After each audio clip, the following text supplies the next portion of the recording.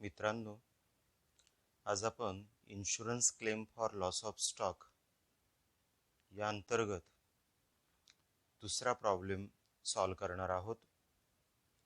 या प्रॉब्लेमचं वैशिष्ट्य असं आहे की यामध्ये आपण असं बघणार आहोत की जर संबंधित प्रॉब्लेममध्ये असं सांगण्यात आलं असेल की if it is mention in the policy that average clause is applicable, तर मग अशा प्रकारचा insurance claim for loss of stock कसा कॅल्क्युलेट करायचा तर ते आपण बघणार आहोत.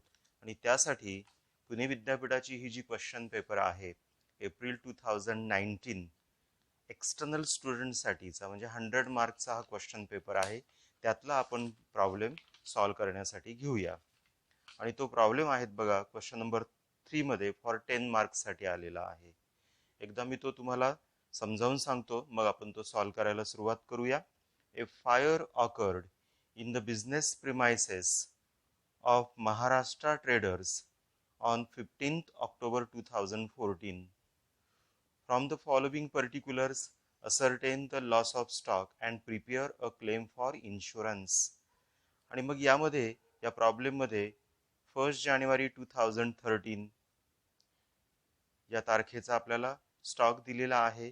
त्यानंतर 1 जानेवारी 13 टू 31 डिसेंबर 2013 या 12 मंथ्स कालावधीमधला परचेसेस, त्याचप्रमाणे त्याच कालावधीमधला सेल्स आपल्याला दिलेला आहे. त्यानंतर स्टॉक ऑन 31 डिसेंबर 2013 आपल्याला दिलेला दिसतोय. आणि नंतर purchases from 1 January 2014 to 14 October 2014 हा जो नंतरचा पिरियड आहे, म्हणजेच 1 जानेवारी म्हणजे आग लागली त्याच्या अगोदरचं जे फायनान्शियल इयर आहे ते संपल्यानंतर जे पुढचं आर्थिक वर्ष किंवा पुढचं फायनान्शियल इयर सुरू होत आहे की ज्या फायनान्शियल इयरमध्ये आपल्याला आग लागलेली दिसते, तर त्या कालावधीमधला परचेसेस आणि सेल्स दिलेला आहे. आणि ह्या प्रॉब्लेममध्ये नंतर बघा सांगितलंय the stock salvaged was worth ₹18,000. The amount of policy was ₹63,000. There was an average clause in the policy. The पॉलिसीची रक्कम दिलेली आहे आणि त्या पॉलिसीनुसार तिथं ॲप्लिकेशन ऑफ ॲव्हरेज क्लॉज पण आहे. मग अशा पद्धतीचा जर प्रॉब्लेम आला असेल तर तो कसा सॉल्व करायचा तर ते आपण बघूया. तर पहिला प्रॉब्लेम सॉल्व करताना ज्या स्टेप्सनुसार आपण तो सोडवला त्याच पद्धतीने आपण सोडवणार आहोत. पहिली स्टेप काय आहे तर ती आहे prepare trading account for last financial year immediately preceding the date of fire. ही आपली पहिली स्टेप आहे. ह्या पहिल्या स्टेपमध्ये बघा डेट ऑफ फायर काय दिली आहे 15 ऑक्टोबर 2014. याच्या अगोदरचं आपलं वर्ष केव्हा संपलेलं दिसतंय तर इथे ज्या आपल्याला इन्फॉर्मेशन प्रोव्हाइड केलेल्या आहेत तर त्याहून आपल्याला लगेच तात्काळ लक्षात येतोय की 31 डिसेंबर 2013 या डेटला आग लागली त्याच्या अगोदरचं आपलं वर्ष संपलेलं होतं. म्हणून त्या तारखेचा आपण ट्रेडिंग अकाउंट तयार करूया. म्हणून मी पहिल्या स्टेपमध्ये इथं टायटल देतो ट्रेडिंग अकाउंट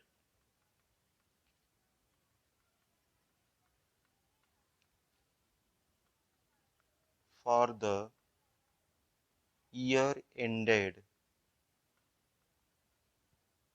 31 डिसेंबर 2013. आणि मग हे मी ट्रेडिंग अकाउंट तयार केलेलं आहे. आणि आता हे ट्रेडिंग अकाउंट आपण कशा पद्धतीने तयार करायचं तर ते बघूया. मग आता आपल्या सगळ्यांना माहित आहे की ट्रेडिंग अकाउंट तयार करताना ट्रेडिंग अकाउंटची सुरुवात ही नेहमी ओपनिंग स्टॉकने होत असते. मग इथे बघा पहिलाच आयटम आपल्याला दिलेला आहे स्टॉक ऑन 1 जानेवारी 2013, म्हणजेच 31 डिसेंबर 2013 या डेटचा तो ओपनिंग स्टॉक आहे.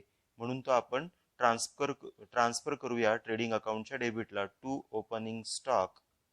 आणि रक्कम आहे ओपनिंग स्टॉकची 34,000. त्याच्यानंतर बघा आपल्याला त्यांनी या प्रॉब्लेममध्ये purchases from 1 January 2013 to 31 December 2013 या कालावधीचा 1,22,000 चा परचेसेस दिलेला आहे. 31/12/2013 ला संपलेल्या आर्थिक वर्षाचा हा परचेसेस आहे. एक्सपेंडिचर आहे म्हणून ट्रेडिंग अकाउंटला डेबिट द्या टू परचेसेस. आणि रक्कम आहे त्याची 1,22,000. याप्रमाणे आपण परचेसेस ट्रान्सफर केला. आता याच कालावधीचा म्हणजे 1/1/2013 टू 31 डिसेंबर 2013 चा आपल्याला त्यांनी सेल्स दिलेला आहे 1,80,000. मग या अकाउंटचा तो सेल्स आहे म्हणून क्रेडिटला ट्रान्सफर करा बाय सेल्स आणि अमाऊंट आहे त्याची 1,80,000. या पद्धतीने आपण ह्या 31 डिसेंबर 2013 या तारखेच्या ज्या ज्या इन्फॉर्मेशन आपल्याला त्यांनी दिलेल्या आहे त्या आपण ह्या अकाउंटला ट्रान्सफर करतोय. पुढची रक्कम दिलेली दिसते बघा. Stock on 31 December 2013 ₹30,000. याचा अर्थ 31 डिसेंबर 2013 चा हा क्लोजिंग स्टॉक आहे आणि क्लोजिंग स्टॉक हा आपण ट्रेडिंग अकाउंटच्या क्रेडिटला ट्रान्सफर करतो. म्हणून बाय क्लोजिंग स्टॉक आणि रक्कम आहे क्लोजिंग स्टॉकची ₹30,000. या पद्धतीने या 31 डिसेंबर 2013 ला संपलेल्या तारखेच्या सर्व इन्फॉर्मेशन आपण ट्रान्सफर केलेल्या आहेत. आता आपण हे अकाउंट क्लोज करूया. मग ज्या साईडची टोटल जी असते ती टोटल अगोदर घ्या आणि ती टोटल येते 2,10,000.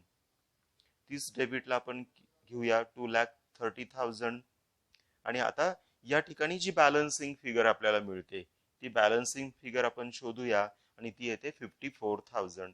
मग काय असते ह्या अकाउंटला आलेली बॅलन्सिंग फिगर?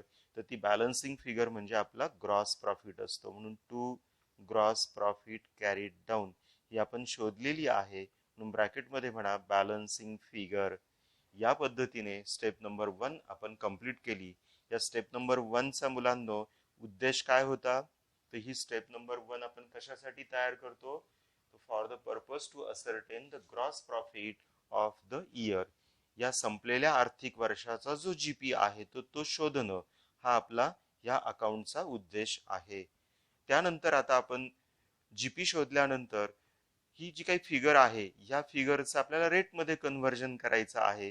म्हणून आता आपण दुसऱ्या स्टेपकडे जाऊया. दुसऱ्या स्टेपचं मी टायटल देतो कॅल्क्युलेशन ऑफ जीपी रेट. मग जीपी रेट कसा कॅल्क्युलेट करायचा? तर तो जीपी रेटचा फॉर्म्युला आपल्याला माहित असला पाहिजे आणि खूप सोपा आहे मुलांनो. तो काय आहे? तो जीपी रेटचा फॉर्म्युला तर जीपी अपॉन सेल्स इंटू 100.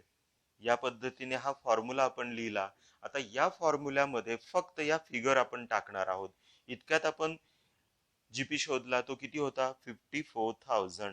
म्हणून 54,000 डिवायडेड बाय किंवा अपॉन. तर या 31 डिसेंबर 2013 या पहिल्या ट्रेडिंग अकाउंटचा जो सेल्स होता तो या ठिकाणी घ्या 1,80,000. या पद्धतीने या फॉर्म्युल्यामध्ये सर्व फिगर आपण टाकल्यानंतर आता आपल्याला जीपी रेट मिळतोय तो आहे 18×3 = 54 म्हणजेच 30%. या पद्धतीने आपण सेकंड स्टेप कंप्लीट केली. म्हणजे लक्षात आलं तुमच्या? पहिल्या स्टेप मधलं हे जे ट्रेडिंग अकाउंट आहे कशासाठी तयार करायचं असतं? तर ह्या संपलेल्या आर्थिक वर्षातला जीपी शोधण्यासाठी. या जीपीचं कन्व्हर्जन दुसऱ्या स्टेप मध्ये रेट मध्ये करायचं आणि हा रेट आपण शोधलाय 30%. आता त्यानंतर आपण जाऊया तिसऱ्या स्टेप कडे आणि तिसरी स्टेप आहे third preparation of memorandum trading account. Memorandum trading account up to the date of fire, that is from. आता बघा पहिल्या स्टेप मध्ये आपलं आर्थिक वर्ष संपलेलं होतं 31 डिसेंबर 2013 ला. मग याच्यानंतरचं पुढचं वर्ष केव्हा सुरू होणार आहे? 1 जानेवारी 2014 टू आणि प्रत्यक्ष ह्या कंपनीच्या महाराष्ट्र ट्रेडरच्या प्रिमायसेसला आग लागते 15 ऑक्टोबर 2014ला. तर या तारखेपर्यंतचं 15 ऑक्टोबर 2014. तर या पद्धतीने आपण हे तिसऱ्या स्टेप मधलं ट्रेडिंग अकाउंट तयार करतोय त्याचा हा जो काही फॉर्मॅट किंवा रफ ड्राफ्ट आहे तो आपण तयार करून घेतला. आणि आता त्यानंतर आपण ही तिसरी स्टेप किंवा मेमोरंडम ट्रेडिंग अकाउंट तयार करायला घेऊया. आता बघा 31 डिसेंबर 2013चा आपला क्लोजिंग स्टॉक किती होता? 30,000. मग 31 डिसेंबर 2013चा क्लोजिंग स्टॉक हाच 1 जानेवारी 2014चा काय असणार आहे? ओपनिंग स्टॉक असणार आहे. म्हणून तो मेमोरंडम ट्रेडिंग अकाउंटला ब्रॉट डाऊन करायचा टू ओपनिंग स्टॉक आणि ती रक्कम आहे 30,000. आलं लक्षात? त्यानंतर आता आपण प्रॉब्लेम कडे पुढे जाऊया. आता हा जो काही कालावधी आपण इथे लिहिला होता बघा 1/1/2014 टू 15 ऑक्टोबर 2014, या कालावधीच्या ज्या ज्या इन्फॉर्मेशन या प्रॉब्लेम मध्ये आपल्याला दिलेल्या असतील तर त्या सर्व आपण या तिसऱ्या स्टेप मध्ये घेणार आहोत.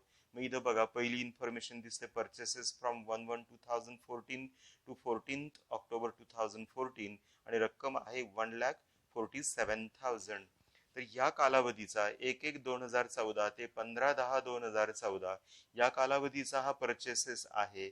आणि परचेसेस असेल तर आपण ट्रेडिंग अकाउंटला काय देतो? डेबिट देतो. म्हणून त्या डेबिट टू परचेसेस आणि रक्कम आहे परचेसेसची 1,47,000. त्याच्यानंतर आपल्याला पुढची इन्फॉर्मेशन प्रोव्हाइड केली आहे बघा सेल्स फ्रॉम 1/1/2014 टू 14 ऑक्टोबर 2014 आणि रक्कम आहे 1,50,000. मग याच कालावधीचा सेल्स आपल्याला त्यांनी दिलेला आहे. सेल्स आपण ट्रेडिंग अकाउंटच्या क्रेडिटला ट्रान्सफर करतो म्हणून इथं घ्या बाय सेल्स आणि रक्कम आहे 1,50,000. या पद्धतीने या प्रॉब्लेम मध्ये दिलेल्या सगळ्या इन्फॉर्मेशन आपण तिसऱ्या स्टेप मध्ये ट्रान्सफर केल्या. आता ही जी तिसरी स्टेप आहे या तिसऱ्या स्टेपचा उद्देश काय असतो? तर फायर पिरियडचं जे काही मेमोरंडम ट्रेडिंग अकाउंट आपण तयार करतो तर त्या अकाउंटचा उद्देश असतो तो म्हणजे की या कालावधीच्या अखेरीस किंवा आग लागली म्हणजे 15 ऑक्टोबर 2014 आपल्या कंपनीच्या प्रिमायसेस मध्ये किती स्टॉक होता म्हणजेच या तारखेचा 15 ऑक्टोबर 2014चा क्लोजिंग स्टॉक आपल्याला इथे शोधायचा आहे. क्लोजिंग स्टॉक कुठे असतो? क्रेडिटला. मग आता क्रेडिटला बॅलन्सिंग फिगर द्वारे तो आपल्याला मिळणार आहे म्हणजेच आपण प्रथम काय केलं पाहिजे? डेबिटची टोटल केली पाहिजे. पण ट्रेडिंग अकाउंटच्या डेबिटला इथं फक्त ओपनिंग स्टॉक आणि परचेसेस दिसतोय, जीपी नाही दिसत आहे. मग तो जीपी इथं ब्रॉट डाऊन केला पाहिजे की नाही? म्हणून इथं म्हणा टू जीपी ब्रॉट डाऊन किंवा टू जीपी कॅरीड डाऊन. आणि या ठिकाणी बघा सेकंड स्टेप मध्ये आपण तो शोधला होता 30%. बरोबर? मग हा कशाच्या 30% घ्यायचा? तरी हे जे काही मेमोरंडम ट्रेडिंग अकाउंट आहे त्या सेलच्या तो 30% घ्यायचा. म्हणून मी इथे लिहितो 30% ऑन रुपीज 1,50,000. मग 1,50,000च्या 30% म्हणजेच किती आला तो?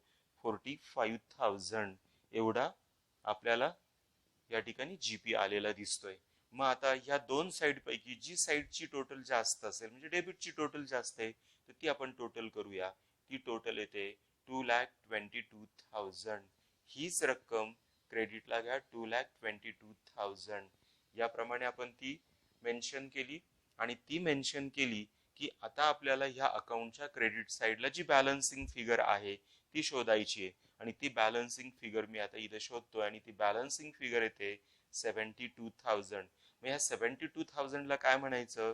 तर 15 ऑक्टोबर 2014 जेव्हा आग लागली तर तेव्हा आपल्या प्रिमायसेस मध्ये एवढ्या किमतीचा हा स्टॉक शिल्लक होता म्हणून याला म्हणायचं by stock on the date of fire. आग लागली त्या तारखेला माझ्या कंपनीच्या प्रिमायसेस मध्ये 72,000 एवढ्या किमतीचा स्टॉक शिल्लक होता.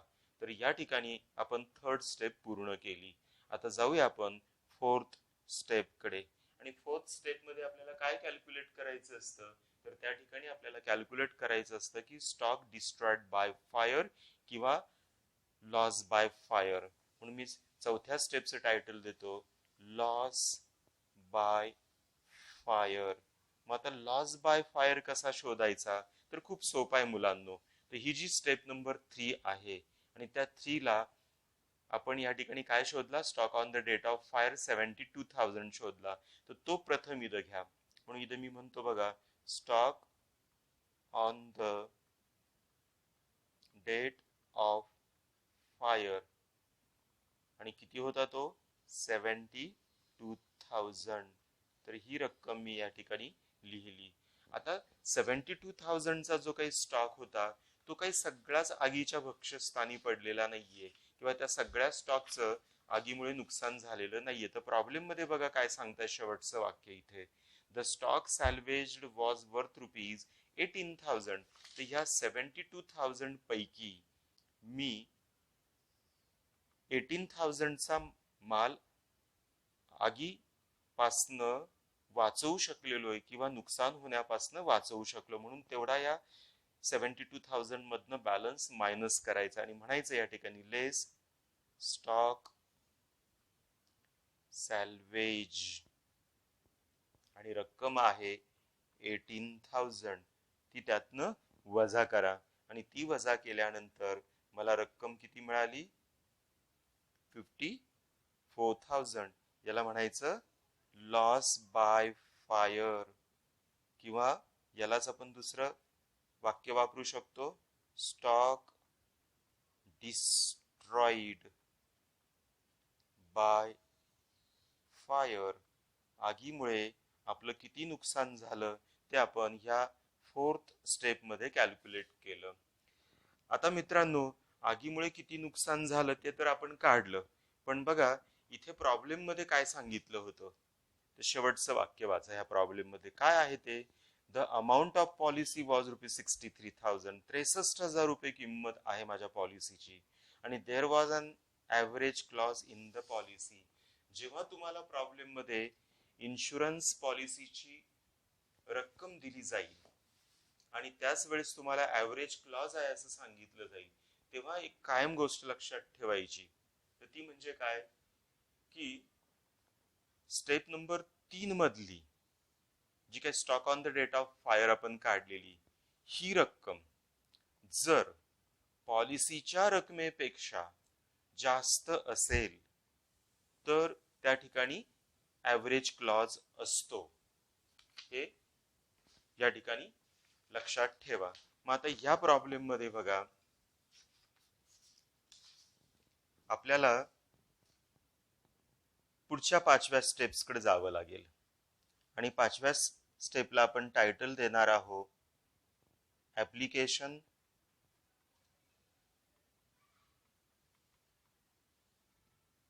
Of average clause. मग आता ह्या प्रॉब्लेम मध्ये ऍप्लिकेशन ऑफ ॲव्हरेज क्लॉज आहे की नाही हे कसं आपण ओळखलं किंवा कसं ओळखायचं, तर if the amount of stock on the date of fire as we calculated in step number 3 is more than the amount of policy, म्हणजे जर या स्टेप नंबर 3 मधला stock on the date of fire पॉलिसीच्या amount पेक्षा जास्त असेल तर average clause असतो. आणि मग जर ॲव्हरेज क्लॉज असेल तर मग अशा वेळेस आपल्याला जे काही 4 नंबरच्या स्टेप मध्ये आपलं लॉस बाय फायर आपण कॅल्क्युलेट केलेलं आहे, तर तो लॉस बाय फायर आपल्याला त्या प्रपोर्शन मध्ये कमी होताना दिसून येतो. आणि मग तो कसा कमी होतो, तर त्याच्यासाठी आपल्याला एक फॉर्म्युला अडॉप्ट करावा लागतो. मग काय आहे तो ऍप्लिकेशन ऑफ ॲव्हरेज क्लॉजचा फॉर्म्युला, तर तो फॉर्म्युला मी या ठिकाणी लिहितो. तो असा आहे, stock destroyed by fire. Stock destroyed bye fire किंवा ज्यालाच आपण काय म्हणूया, त्यालाच आपण म्हणूया लॉस बाय फायर, की जी स्टेप नंबर 4 मध्ये मी रक्कम कॅल्क्युलेट केली होती, बरोबर. त्याला इनटू अमाऊंट ऑफ पॉलिसी, त्याने कशाला गुणायचं, पॉलिसीच्या रकमेने गुणायचं. ही पॉलिसीची रक्कम कुठे दिलेली असते आपल्याला, तर प्रॉब्लेम मध्ये दिलेली असते ती.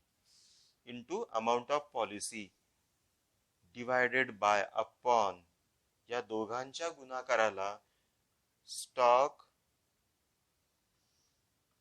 On the date of fire. मग आता stock on the date of fire आपण कुठे शोधला होता, तर स्टेप नंबर 3 मध्ये आपण बॅलन्सिंग फिगरच्या द्वारे तो शोधला होता. तर हे सूत्र तुम्हाला स्टेप नंबर 5 साठी लक्षात ठेवायचं आहे, एवढे लक्षात असू द्या. काय सूत्र आहे? स्टॉक डिस्ट्रॉयड बाय फायर किंवा लॉस बाय फायर जे आपण स्टेप नंबर 4 मध्ये कॅल्क्युलेट केलेला आहे इंटू अमाऊंट ऑफ पॉलिसी, जी तुम्हाला पॉलिसीची रक्कम प्रॉब्लेम मध्ये दिलेली असेल, divided by stock on the date of fire जी आपण स्टेप नंबर 3 मध्ये शोधलेली आहे. चला मग आपण ह्या फिगर आता या ठिकाणी टाकत चलूया. आता इथं बघा, स्टॉक डिस्ट्रॉयड बाय फायर काय म्हटलं होतं स्टेप नंबर 4. किती आहे स्टेप नंबर 4 मध्ये शोधलेली रक्कम? 54,000. म्हणून ती रक्कम या ठिकाणी घेतली 54,000 into amount of policy problem मध्ये किती दिलेली आहे ती 63,000 divided by stock on the date of fire step number 3 ची जी काही बॅलन्सिंग फिगर आहे ती इथं घ्यायची आणि ती किती होती 72,000. याप्रमाणे या फॉर्म्युल्यामध्ये सगळ्या फिगर्स टाका आणि हा फॉर्म्युला आता आपण सॉल्व करूया. आणि तो सॉल्व केल्यानंतर तुमच्या असं लक्षात येईल की आपलं उत्तर येते 47,250. तर याचा अर्थ काय झाला की जरी तुमचा आगीमुळे मालाचं नुकसान 54,000चं झालेलं असलं तरी तुम्हाला तुमचा इन्शुरन्स क्लेम हा किती मिळणार आहे? तर इन्शुरन्स क्लेम फक्त मिळणार आहे 47,250. असं का? कारण पॉलिसी तुम्ही उतरवलेली आहे 63,000ची. याचा अर्थ इन्शुरन्स कंपनीची अपेक्षा असते की आग लागली तेव्हा तुमच्या दुकानामध्ये जास्तीत जास्त 63,000 एवढ्या किमतीचा माल असायला पाहिजे होता. परंतु तुमच्या असं लक्षात आलंय की आग लागली तेव्हा दुकानामध्ये मात्र माल किती होता 72,000. आणि जास्त किमतीचा माल असल्या कारणाने तुम्हाला आगीपासनं तुमच्या माल वाचवता येऊ शकला नाही त्यामुळे जास्त प्रमाणात. कारण तुम्ही फक्त 18,000च माल वाचवू शकला. जर तो कमी राहिला असता तर तुम्ही अजून जास्त माल वाचवू शकला असता. म्हणून आपल्याला जरी 54,000चं नुकसान झालेलं दिलेलं असलं तरी इन्शुरन्स क्लेम मात्र मिळणार आहे फक्त 47,250 एवढ्याच रकमेचा. या पद्धतीने जर ऍव्हरेज क्लॉज दिला असेल तर तो अशा पद्धतीने मुलांनो कॅल्क्युलेट करा. खूप सोपा आहे. फक्त इथे तुम्हाला काय करावं लागणार आहे, हा जो काही ऍप्लिकेशन ऑफ ऍव्हरेज क्लॉजचा जो फॉर्म्युला आहे तो लर्न करायचा, एवढं लक्षात असू द्या. आलं लक्षात? थँक्यू.